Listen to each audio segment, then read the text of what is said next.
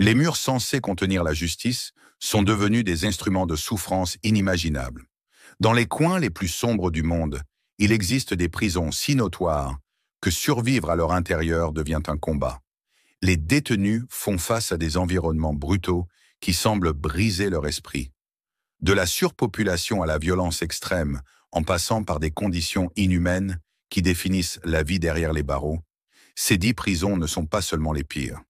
Ce sont des cauchemars où chaque jour est une lutte pour rester en vie et s'accrocher à un fragment d'humanité. Alors, prenez votre lampe de poche et plongeons dans les sombres couloirs de ces 10 pires prisons pour femmes au monde. Numéro 10. Prison de Patar, Estonie. Entre le littoral de Tallinn, en Estonie, se trouve la prison de Patar, un endroit qui ressemble à un film d'horreur effrayant. Bien qu'elle ait autrefois servi de base militaire, elle est devenue l'une des pires prisons pour femmes au monde. La prison de Patar a été construite au XIXe siècle en tant que forteresse maritime pour protéger Tallinn des attaques navales. Cependant, lorsqu'elle est devenue une prison dans les années 1920, elle a commencé à accumuler une réputation sinistre. La construction, avec ses épais murs de pierre et ses fenêtres barrées, était conçue pour intimider. Et oui, elle a bien réussi à intimider. Mais pas seulement pour les prisonnières. Même les visiteurs ressentaient un frisson terrifiant dès qu'ils entraient à l'intérieur. Patar est devenu notoire pour son traitement des détenus, dont beaucoup étaient des prisonnières politiques pendant l'ère soviétique. Imaginez-vous dans un endroit où le froid n'est pas seulement extérieur, mais pénètre dans votre âme avec à peine un matelas en paille pour réconfort. Une ancienne détenue se souvenait comment le givre se formait sur les murs des cellules pendant l'hiver, forçant les femmes à se blottir ensemble pour se réchauffer. La plupart du temps, les femmes n'avaient d'autre choix que de partager de fines couvertures qui n'offraient aucune protection réelle contre le froid. Elle a dit que cela ressemblait à un froid qui était dans vos os et qu'il n'y avait aucun moyen d'y échapper. En conséquence, les détenus tombèrent fréquemment malades, l'hypothermie et les infections respiratoires étant courantes en raison du manque de chauffage adéquat dans un espace surpeuplé. Comme il est bien connu, Patar était notoire pour sa surpopulation extrême. Ce n'était pas seulement un problème, mais un slogan de prison. Conçue à l'origine pour accueillir environ 1200 détenus, elle hébergeait souvent plus de 4200 personnes à son apogée. Les détenus partageaient constamment des espaces exigus, parfois jusqu'à 40 personnes, dans un espace conçu pour bien moins, ce qui entraînait de mauvaises conditions de vie. Comme si l'histoire de la prison n'était pas déjà suffisamment glaçante, beaucoup croient qu'elle est hantée par les esprits de ceux qui ont souffert entre ces murs. Les visiteurs rapportent souvent des occurrences étranges, des courants d'air froid dans des pièces vides, des chuchotements résonnant dans de longs couloirs et une sensation de tristesse accablante qui semble s'accrocher à chaque pierre. Que vous croyez ou non aux fantômes, il est difficile de nier que Patar a une atmosphère lourde d'histoires inexprimées. Numéro 9. Prison Julia Tutwiler, Alabama, États-Unis. Derrière les hautes clôtures de la prison Julia Tutwiler se cache une réalité que peu osent imaginer. Ce n'est pas juste une prison, mais un lieu de souffrance inexprimable depuis des décennies. Située à Wetumpka, Alabama, la prison Julia Tutwiler a ouvert ses portes en 1942. Elle en a été nommée d'après Julia Tutwiler, une réformatrice qui plaidait pour de meilleures conditions de vie dans les prisons. Ironiquement, cette même prison qui porte son nom est devenue un sujet d'abus et de négligence, en faisant l'une des pires prisons pour femmes aux États-Unis. Dès le départ, Tutwiler était initialement prévue pour accueillir environ 550 détenus, mais elle a fréquemment dépassé cette capacité, logeant parfois près de 1000 individus. La surpopulation a entraîné des situations critiques, les droits humains de base étant régulièrement violés. En 2013, Tutwiler a été classée par Mother Jones parmi les 10 pires prisons d'Amérique, en raison d'abus sexuels généralisés et d'une attention médicale insuffisante. C'est presque comme s'ils avaient oublié de lire la note sur le traitement des détenus en tant qu'êtres humains. Comme si cela ne suffisait pas, l'Equal Justice Initiative a trouvé des preuves troublantes de violences sexuelles se produisant à l'intérieur de ces locaux, comme un jeu tordu de qui peut enfreindre les règles en premier. Les interrogatoires de plus de 50 détenus ont révélé une tendance inquiétante d'attaques d'agents sur détenus, y compris des cas où des détenus sont tombés enceintes à la suite de viols par des gardes.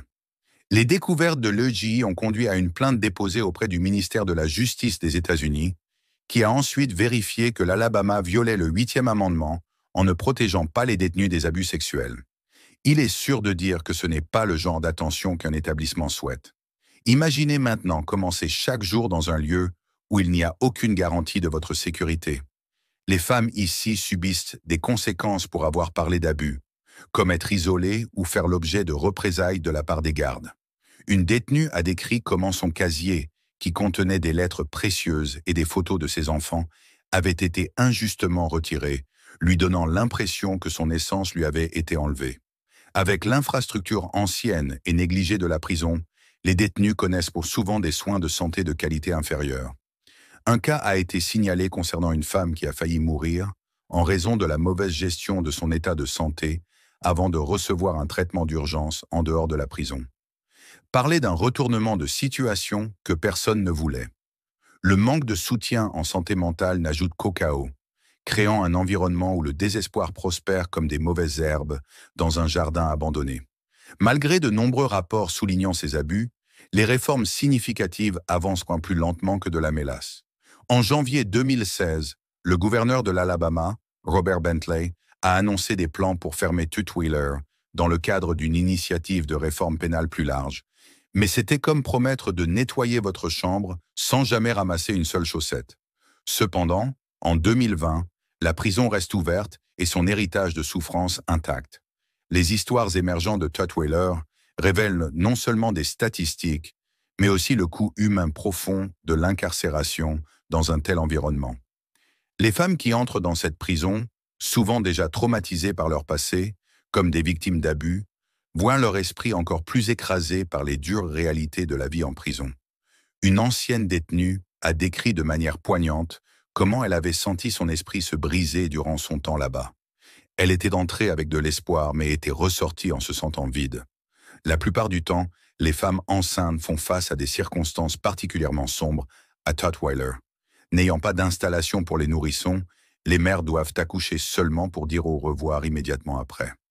À ce jour, les histoires au sein des murs de la prison Julia Tutwiler servent à la fois d'avertissement et de cri de ralliement pour la justice. Numéro 8. Prison de Tadmor, Syrie. La simple mention de la prison de Tadmor, située dans l'immensité aride du désert syrien, près de Palmyre, évoque des sentiments de peur et de désespoir.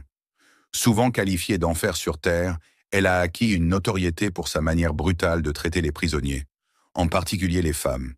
Imaginez un endroit où l'atmosphère est lourde du fardeau de la douleur, où l'optimisme n'est qu'un lointain souvenir, et où les sons de détresse résonnent dans des couloirs sombres et glaçants. Construite à l'origine comme une base militaire sous le régime français, Tadmor est ensuite devenue une prison bien connue, utilisée pour détenir des rebelles politiques. Dans les années 1980, sous le règne de Hafez al-Assad, elle était considérée comme une représentation de la tyrannie et de la cruauté. Si vous cherchez un endroit qui se spécialise dans le brisement des esprits, plutôt que dans la réhabilitation des individus, félicitations, vous l'avez trouvé. Les gardiens disent souvent « Nous sommes Dieu, votre vie et votre mort sont entre nos mains ». Cette phrase effrayante résume la doctrine dominante non seulement dans les murs de la prison de Tadmor à Palmyre, mais plus largement dans les pénitenciers syriens, surtout en ce qui concerne les détenus politiques. Amnesty International a déclaré qu'elle était caractérisée par la souffrance, la torture et l'humiliation se produisant quotidiennement. Si vous pensez que votre pire journée de travail était terrible, imaginez-la vivre dans un endroit où être la même est une sorte de punition. Le 27 juin 1980, Tadmor a été le témoin de l'un de ces événements les plus notoires, un massacre au cours duquel environ 600 à 1000 prisonniers ont été brutalement tués après une tentative d'assassinat raté du président Assad. Cet acte brutal n'était pas seulement un incident isolé, mais faisait partie d'une tendance plus large de violence permise par l'État qui définissait la vie quotidienne à Tadmor. Les conditions à Tadmor sont extrêmement sombres et déprimantes. Imaginez-vous enfermé dans un endroit où les droits humains fondamentaux sont absents. Pas de visite familiale, pas d'accès aux livres, aucune manière d'interagir avec le monde extérieur. Les prisonniers endurent un tourment psychologique constant et des abus physiques. Les techniques de torture impliquent souvent des coups brutaux avec des bâtons et des câbles, des chocs électriques causant des cicatrices permanentes et des actes dégradants comme être contraint d'avaler des animaux morts. Une ancienne détenue a raconté son expérience. Elle a dit « Un coup à la porte de la cellule signifiait souvent une seule chose. Un autre prisonnier est mort.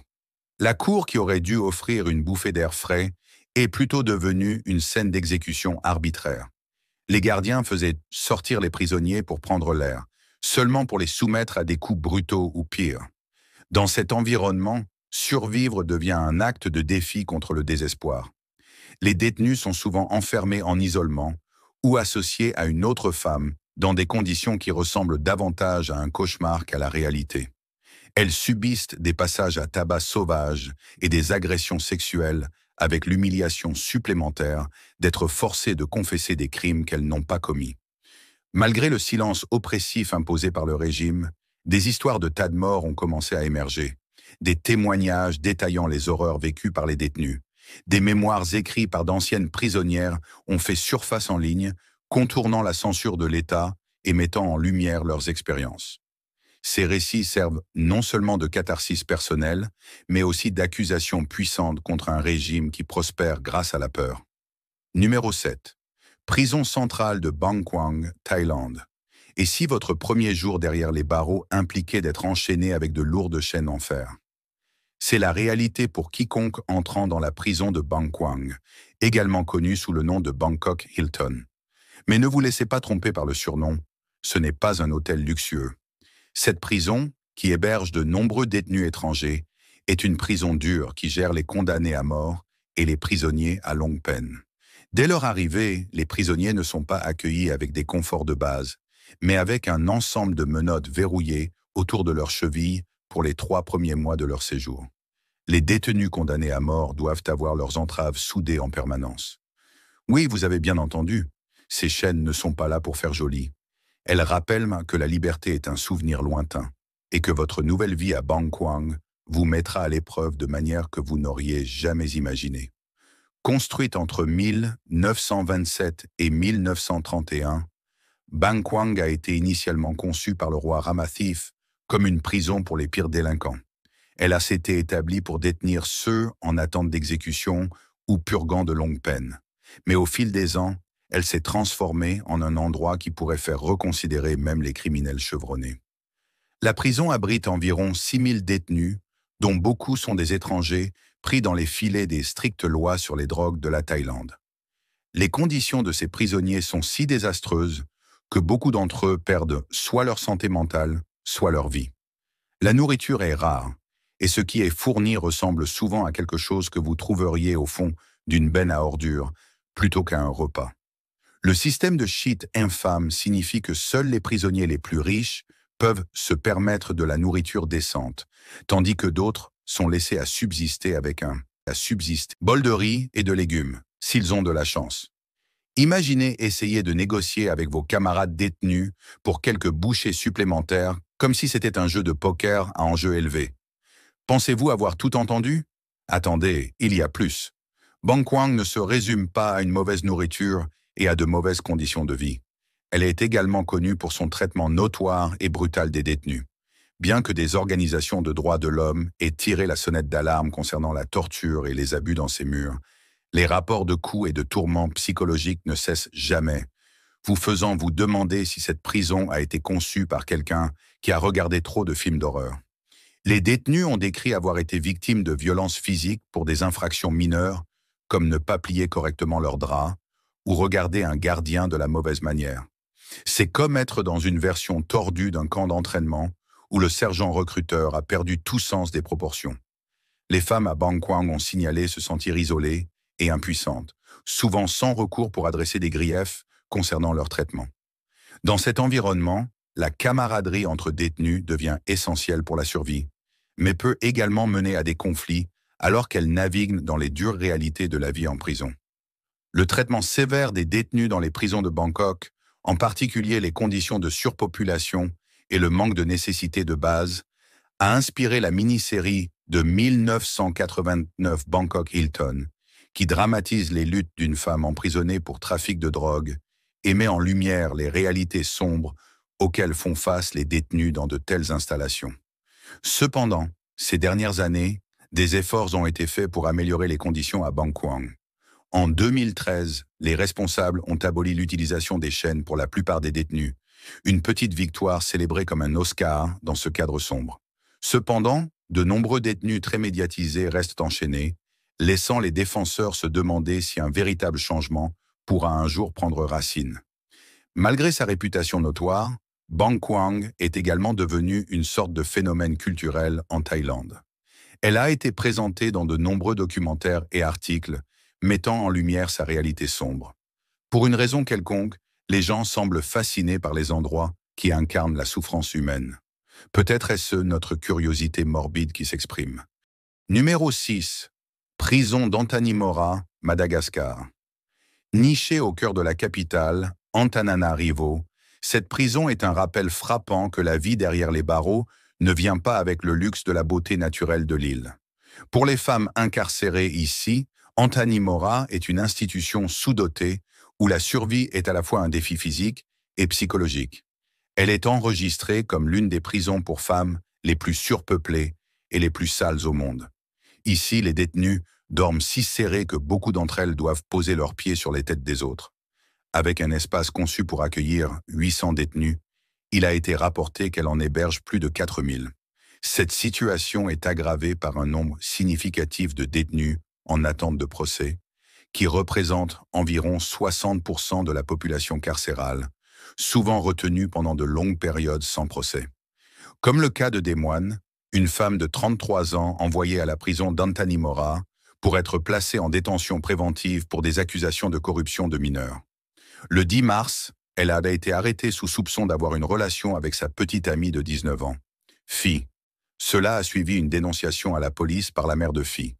À Madagascar, le code pénal punit sévèrement quiconque a commis un acte indécent ou contre nature avec une personne de même sexe, âgée de moins de 21 ans.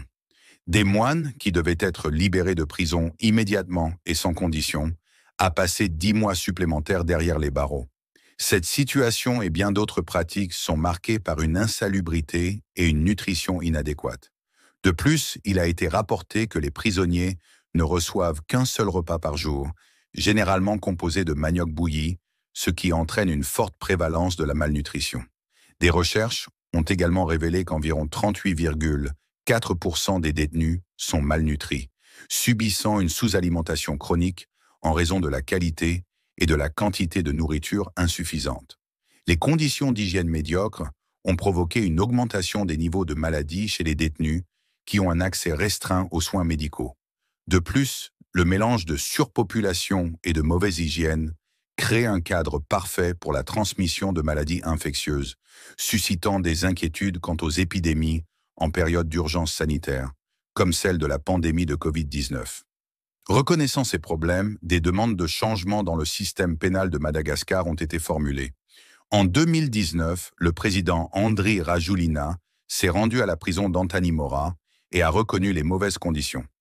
Son administration a depuis proposé des actions pour atténuer la surpopulation dans les prisons et améliorer les conditions de vie des détenus.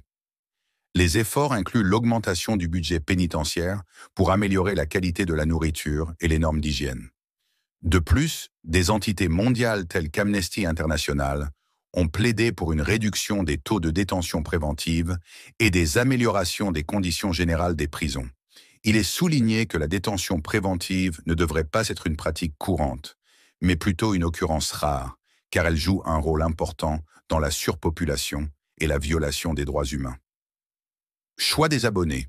Dans un monde caché, loin des manifestations et des débats, se déroule la bataille silencieuse des prisonnières.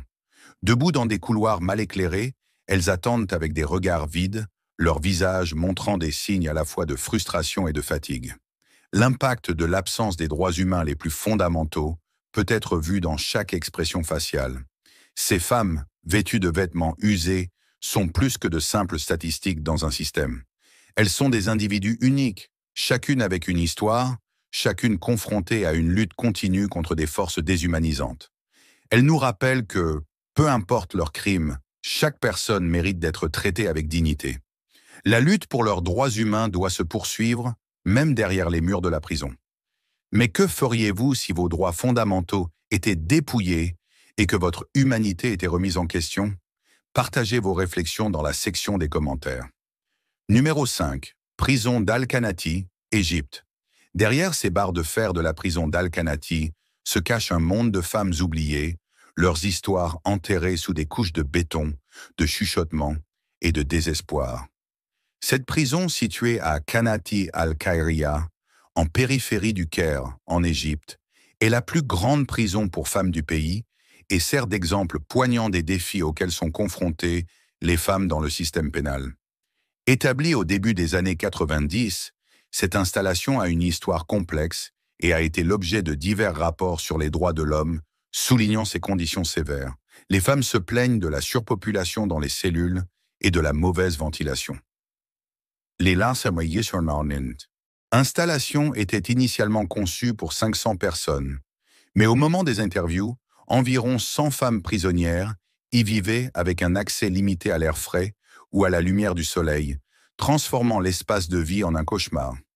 Ces cellules sont exiguës, mal ventilées et manquent d'installations sanitaires de base, rendant le système de ventilation presque inutile. Les prisonnières d'Al-Kanatir doivent souvent faire face à des conditions sévères, car elles doivent partager des toilettes qui ne sont pas accessibles à tout moment.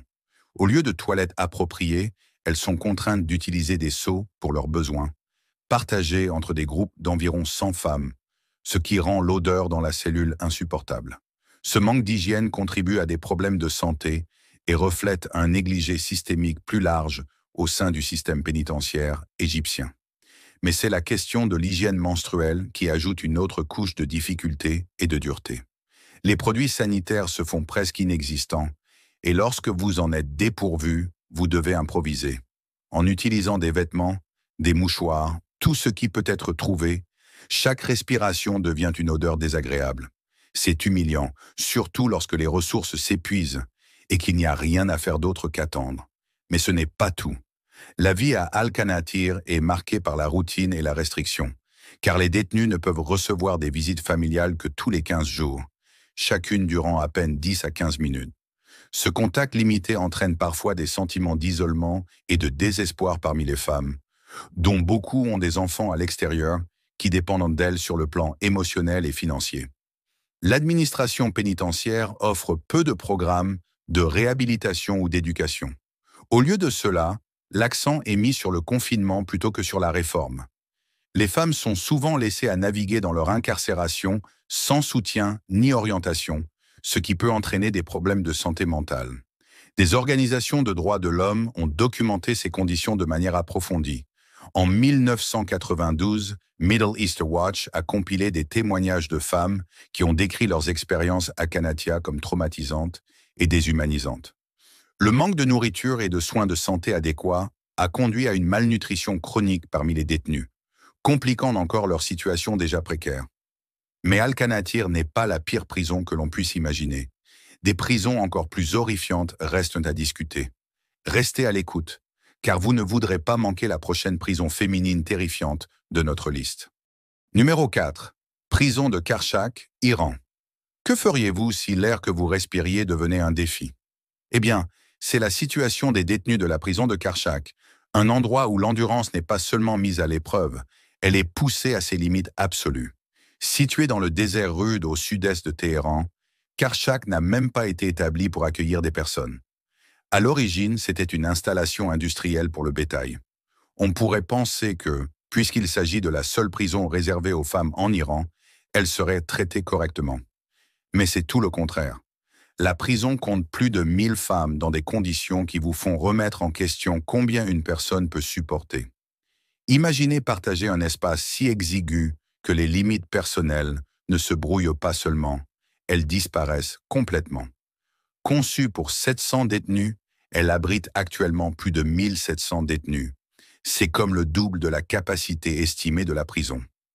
La santé était une autre préoccupation majeure, car les détenus travaillant dans la cuisine et la chaufferie n'avaient pas accès à des médicaments contre les brûlures. Elle disait que les psychothérapeutes de la clinique de la prison prescrivaient à profusion des sédatifs et des tranquillisants. Les perfusions 4 sont également difficiles à obtenir, et les résultats des tests de laboratoire arrivent invariablement en retard, même pour celles atteintes de cancer. L'une des détenues se souvient. La situation dans la clinique est une honte. Elles injectent une détenue sur le même lit, ou plutôt, elles ont fait des points à une autre qui avait des blessures auto-infligées et dont le sang a couvert le lit. La plupart d'entre elles sont malnutries, la prison facturant plus de 3 fois le prix du marché pour des fruits frais. Ils apportent des fruits une fois par mois et 90% des fruits ne sont pas autorisés. La chaleur est implacable, du genre qui colle à votre peau et s'infiltre dans vos os, et l'eau qui sort des robinets est plus un pari qu'une garantie. Certains jours, elle est imbuvable, obligeant les femmes à compter sur l'eau en bouteille qu'elles peuvent récupérer. Soit l'eau de la prison est salée, boueuse, soit parfois il n'y a pas d'eau potable du tout. Celles qui peuvent se le permettre achètent de l'eau minérale à 4000 tomans, soit $1 par bouteille. Les femmes enceintes et les mères, ainsi que les enfants dans l'aile des mères, ne reçoivent pas de nourriture nutritive ni d'eau potable. Les douches en un sont des luxes rares, avec des files d'attente suffisamment longues pour vous faire réfléchir à 2 fois sur la question de savoir si cela en vaut la peine. Et quand vous obtenez enfin votre tour, l'eau est froide, à peine plus qu'un filet, et elle disparaît avant que vous puissiez vous sentir à peine propre. Comme si cela ne suffisait pas. La majorité des détenus de Karchak ont toujours faim. Elles distribuent la nourriture pour 80 personnes à des quartiers qui en accueillent plus de 120. Elles n'ont pas droit à de la viande, sauf lorsqu'un inspecteur de l'organisation pénitentiaire visite. Sous prétexte de coronavirus, Sogra Kodadadi, la chef des gardiens, a même interdit aux associations caritatives d'apporter de la nourriture inadéquate. Parler d'une méchanceté à son paroxysme. La vie à Karchak est comme être coincé dans un cauchemar sans fin. La chaleur du désert, la surpopulation, les conditions inhumaines, cauchemar. La chaleur du désert, la surpopulation, les conditions inhumaines, c'est un monde bien éloigné de la réalité. Vous pourriez penser que cela ne peut pas être pire, mais la vérité est que cela l'est. Attendez de trouver une prison qui abrite un tueur en série et un mineur. Numéro 3. Prison des femmes de l'Indiana. Avez-vous déjà pensé à ce à quoi ressemble la vie dans une prison pour femmes? La prison des femmes de l'Indiana a été établie en 1873. Tout a commencé avec un groupe de réformateurs qui ont reconnu que les femmes faisaient face à des conditions difficiles dans les prisons pour hommes. Imaginez être enfermé aux côtés d'hommes. Beaucoup croyaient que ce n'était pas seulement dangereux, mais aussi injuste. Grâce aux efforts de défenseurs comme Rhoda Coffin et Sarah Smith, l'Indiana a ouvert sa première installation dédiée aux femmes.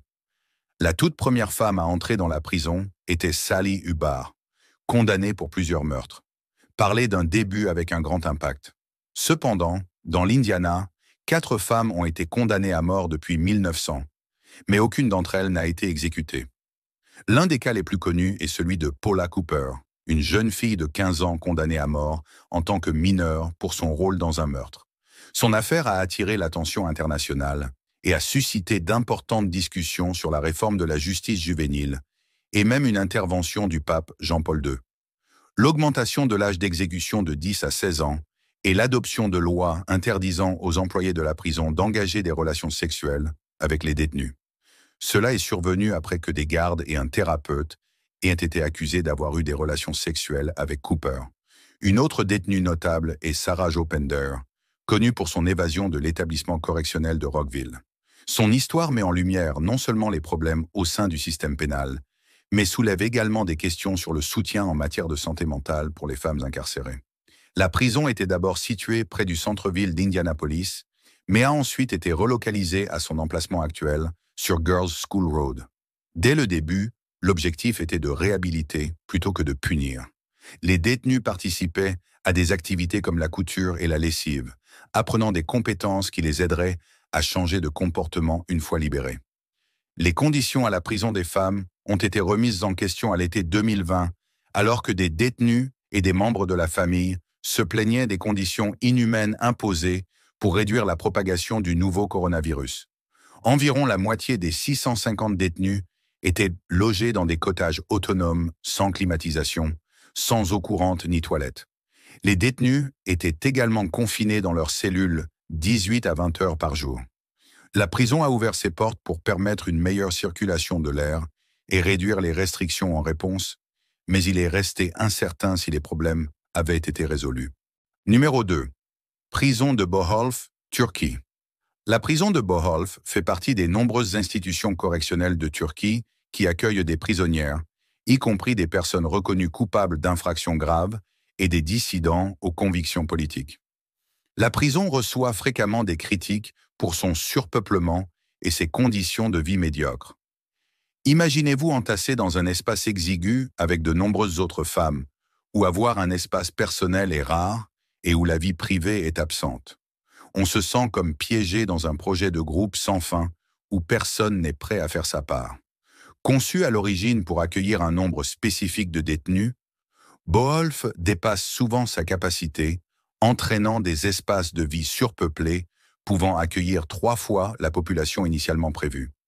Les détenus se plaignent souvent de devoir partager des cellules exiguës avec plusieurs autres femmes, ce qui rend difficile de trouver un moment d'intimité. L'absence de services essentiels, comme des installations sanitaires adéquates, aggrave encore la situation critique. Comme si cela ne suffisait pas, les rapports provenant de la prison de Boholf concernant des abus sont également alarmants. Les prisonnières ont partagé des histoires d'abus physiques de la part des agents, comme être agressées pour de petites infractions ou simplement pour ne pas suivre les ordres assez rapidement. De nombreuses femmes hésitent à signaler des abus car elles craignent de subir des représailles pour leurs actions. Il y a également un manque de ressources pour les services de santé mentale. Les femmes qui arrivent à Boholf portent souvent avec elles les fardeaux de traumatismes passés pour découvrir qu'elles reçoivent une assistance minimale dans cet environnement.